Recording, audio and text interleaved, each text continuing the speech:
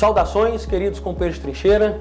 Nós vamos bater um papo aqui sobre uma questão, um tema apaixonante, que é advogar na área criminal. Quais são as habilidades, quais são as competências, quais são as áreas de atuação. Primeiramente, me parece que o advogado criminalista ele tem um chamado, né? Nós que advogamos na área criminal, nós temos um chamado de grande responsabilidade, que é o chamado muitas vezes para defender a liberdade das pessoas, mas não só a liberdade. Além de, regra geral, os criminalistas terem um apreço, um amor muito grande pela liberdade, nós somos chamados muitas vezes, para além da liberdade, defender a honra e a reputação das pessoas que muitas vezes estão em xeque, sendo acusadas de condutas desviadas, infamantes. E não só isso, como o advogado criminalista, além de defender a liberdade, a honra, o direito, o devido processo legal, ele também, em algumas situações, ele advoga, ele defende uma busca por uma análise mais sensível do caso concreto e aquilo que vai além da justiça sem esquecê-la, que é a misericórdia. Tendo esse panorama de fundo sobre esse chamado do advogado criminalista, nós sabemos que a atuação do advogado criminalista ela pode se dar em vários campos que comportam nuances, comportam diferenças e exigem muitas vezes algumas habilidades até mesmo complementares e diferentes. Como, por exemplo, tem uma atuação no âmbito de um juizado especial criminal, que é um rito, que é o rito sumaríssimo, que é um rito mais simplificado. E lá no âmbito do juizado especial criminal, nós temos alguns institutos de justiça penal consensual, como SUSI, transação penal, o que em alguns casos já pede do advogado também uma postura, a depender do caso concreto, não só belicosa, não só beligerante, mas muitas vezes de buscar o consenso para o melhor resultado da demanda. Nós temos também a atuação do sagrado rito especial do Tribunal do Júri.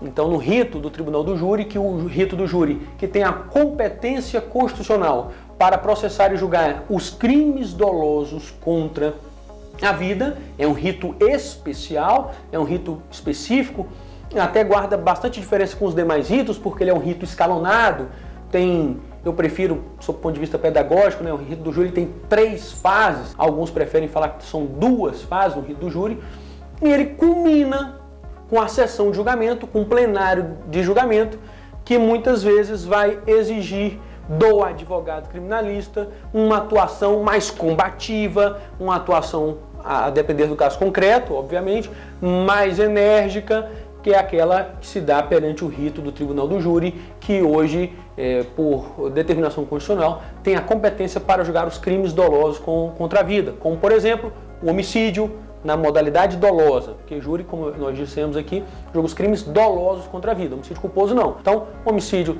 doloso, aborto, infanticídio, são de competência do Tribunal do Júri. Então, Juizado Especial Criminal, Tribunal do Júri, nós temos os ritos ordinários, sumário, para julgar os mais diversos tipos de crime.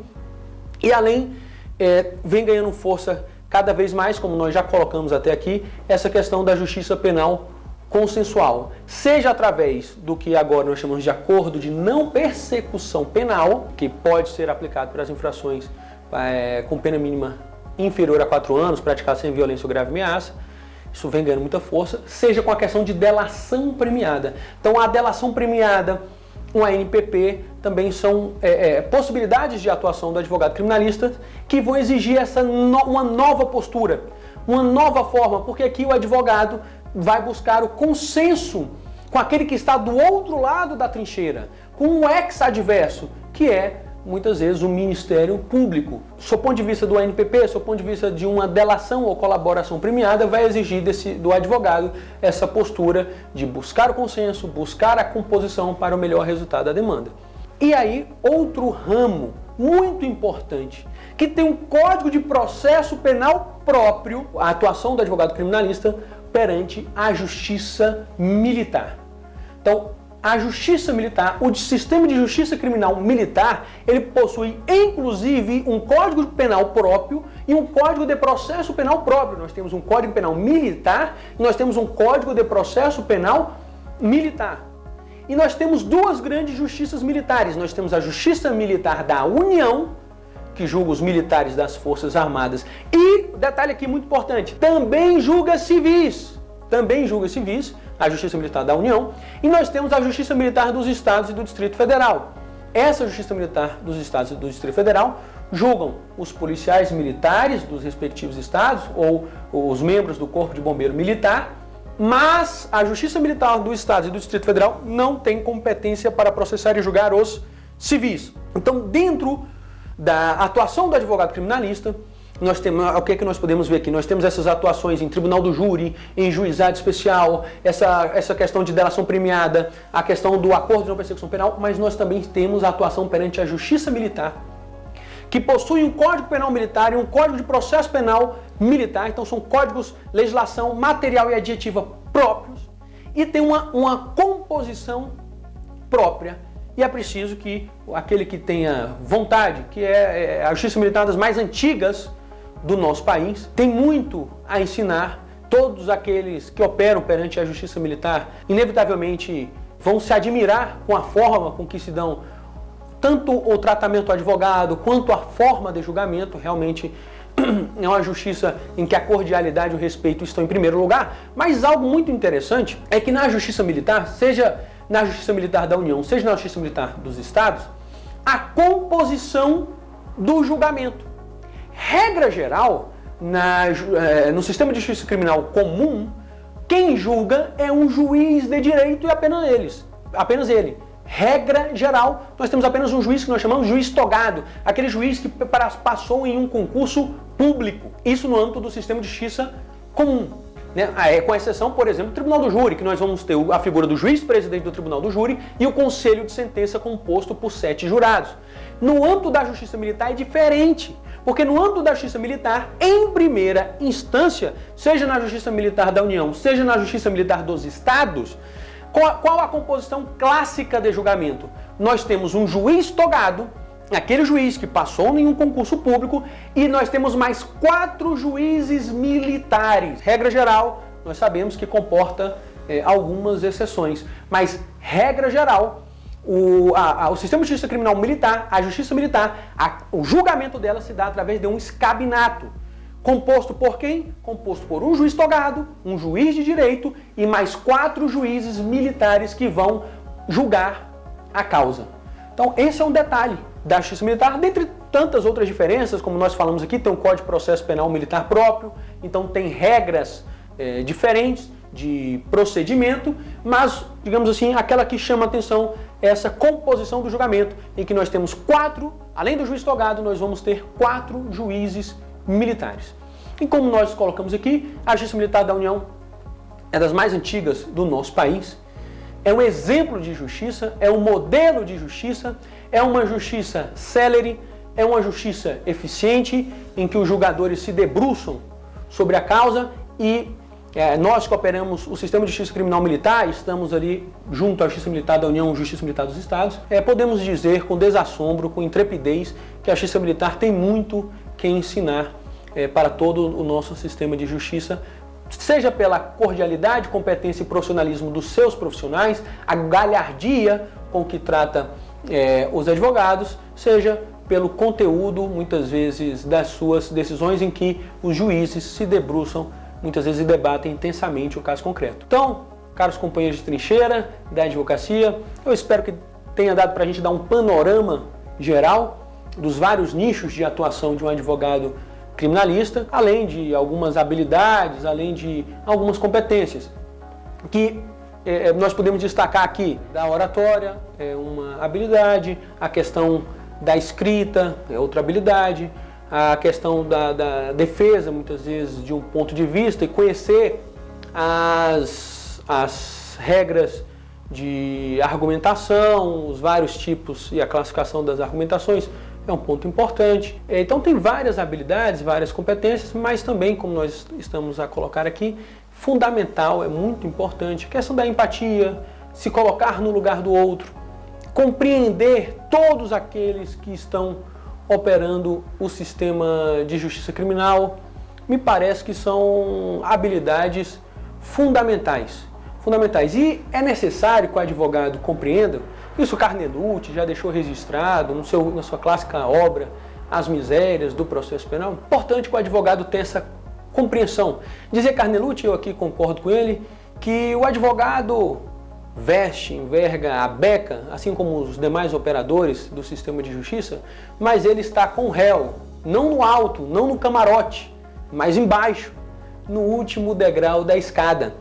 E a advocacia é uma experiência maravilhosa de vida para o exercício da humildade, porque a advocacia é um exercício de contrapoder. O advogado não tem poder nenhum, ele não prende, ele não solta. O advogado, através da linguagem, e o direito é essencialmente isso, principalmente na advocacia, é linguagem e muitas vezes convencimento. O advogado, através da linguagem, busca esclarecer o seu ponto de vista, busca esclarecer a sua tese. Então essa é a função do advogado, compreender o caso concreto e buscar trazer isso através da linguagem, seja a linguagem escrita, seja a linguagem falada, as razões pelas quais a sua tese deve ser acolhida ou a tese do seu ex-adverso deve ser rechaçada. Então essas lições do Carnelutti, para mim, são fundamentais, essa questão que o advogado deve ter na sua atuação, principalmente humildade. Dentre todas essas que nós colocamos aqui, me parece que a humildade, a empatia, a tolerância e a perseverança de estar ali, o advogado, no último degrau da escada, junto do réu, na derradeira trincheira, mas não esmorecer. Continuar avançando, mesmo diante das humilhações que muitas vezes o advogado... E por que algumas vezes o advogado pode aqui e acolá sofrer algum tipo de humilhação? Por conta que a advocacia é um exercício de contrapoder. E essa é toda a dificuldade e essa é toda a beleza da advocacia. Nós não temos poder, mas nós lutamos sem poder nenhum através da linguagem escrita, da linguagem falada, para buscar fazer prevalecer o ponto de vista pela dedicação à causa, aquela causa que nós aceitamos. O Miguel Reale, na sua obra clássica de lições preliminares de direito, tem uma passagem na obra que eu sou fascinado até hoje, que o verdadeiro advogado é aquele que, convencido do valor jurídico de uma tese, leva a debate perante o pretório e a sustenta contra a torrente das sentenças e acordos em sentido contrário, buscando fazer prevalecer o seu ponto de vista pela dedicação à causa que aceitou e pela sua crença naquela tese. É nesse momento que ele se revela advogado por natureza, advogado por essência. Então a mensagem que eu queria compartilhar com os senhores é essa: não esmorecer, perseverar, fazer o que nós somos chamados a fazer, a defesa da liberdade, a defesa da honra, a defesa do devido processo legal, a defesa da misericórdia, fazer com amor.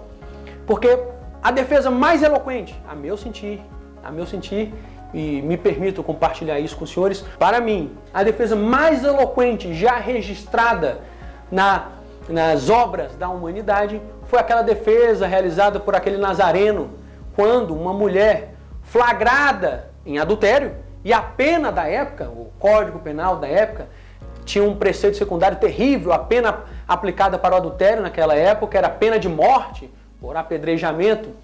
E aquele mestre, aquele Nazareno, Jesus de Nazaré, passava por ali e, ao ser indagado o que fazer diante daquela situação, a meu sentir fez aquela defesa mais eloquente, disse: aquele que estiver sem pecado, que atire a primeira pedra.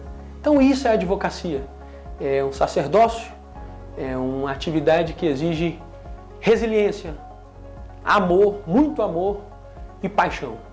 Um afetuoso abraço fraternal a todos, fiquem em paz, fiquem com Deus, tchau, tchau.